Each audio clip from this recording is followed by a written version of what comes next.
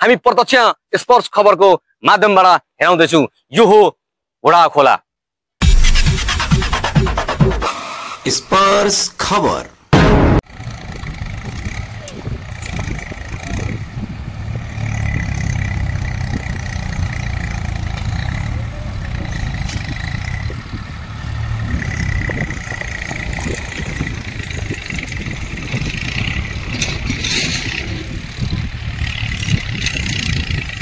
आदरणीय दर्शकबिन नमस्कार, म मनोज कुमार शाह। अहिले तपाईँ हेर्दै हुनुहुन्छ स्पर्श खबर।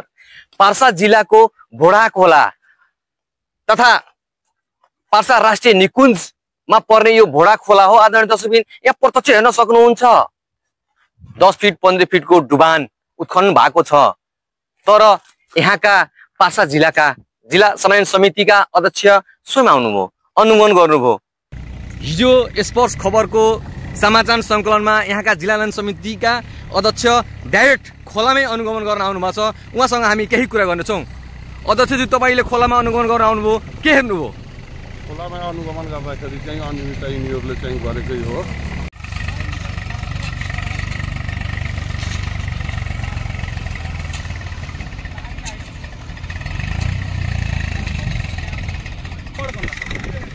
जुन हाम्रो जुन भाग छोडेर बिचमा उत्खनन गर्ने ठाउँमा चाहिँ यिनीहरू चाहिँ किनारमा गएर चाहिँ खोला उत्खनन गरेको छ। हाम्रो 1 मिटरको मापदण्डमा चाहिँ उत्खनन गर्ने प्रक्रिया हो। उत्खनन गर्ने ठाउँमा यिनीहरू चाहिँ कहीँ कतै चाहिँ 2 मिटर पनि चाहिँ उत्खनन गरेको छ। दर्शकबिन, तपाईँ प्रत्यक्ष हेर्न सक्नुहुन्छ नेपाल सरकारका ऐन अनुसार 2 फिट मात्र छ। त आदरणीय यहाँका कर्मचारी आउनु भएको छ, कति छ? 6 फिट। अब यो कुरा हाम्रो अनुगमन समिति छ, त्यो अनुगमन समितिमा म यो कुरा राखेपछि अब अनुगमन समितिले जे गरेको निर्णय हुन्छ। हामी 7 जना छौँ अनुगमन समितिमा, जे गरेको निर्णय त्यही हिसाबले हुन्छ।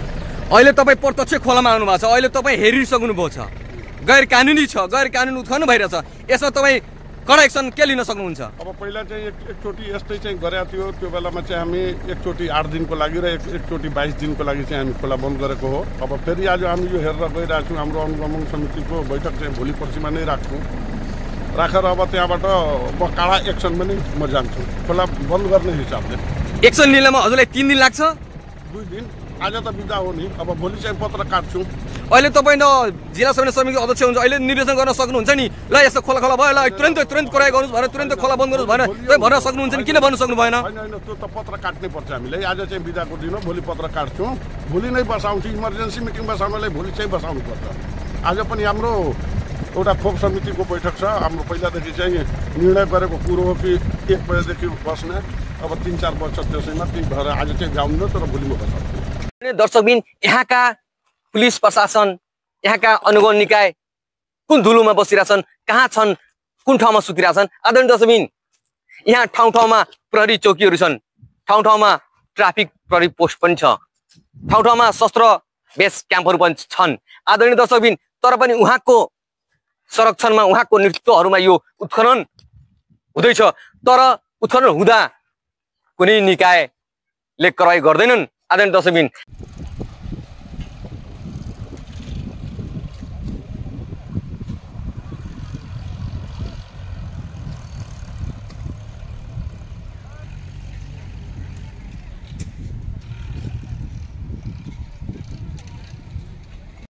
आदरणीय दर्शकबिन नमस्कार, म मनोज कुमार शाह।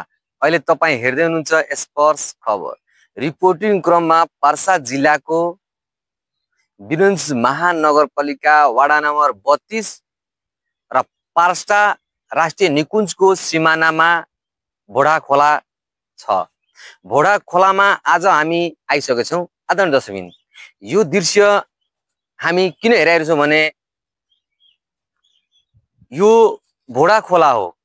नेपाल सरकारको ऐन विपरीत यहाँका ठेकेदार, यहाँका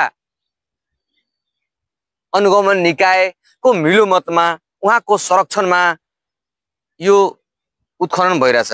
आदरणीय दर्शकबिन, नेपालको ऐन नियम अनुसार 2 फिट मात्र हो खोला माथि कन्ने, तर यहाँ 7-7 फिटसम्म छ। आदरणीय दर्शकबिन, नेपाल सरकारले नेपाल सरकारले चाहे भने लकडाउनमा घरबाट एउटा व्यक्ति निस्किरहेको थिएन, तर यहाँ डाइरेक्ट प्रत्यक्ष सबैको संरक्षणमा उत्पादन भइरहेछ। तर पनि पुलिस प्रशासन स्थानीय निकायहरू किन मन? कसको निर्देशनमा यो उत्खनन भइरहेछ? कसको उत्खननमा यो दहन भइरहेछ? आदरणीय दर्शकबिन,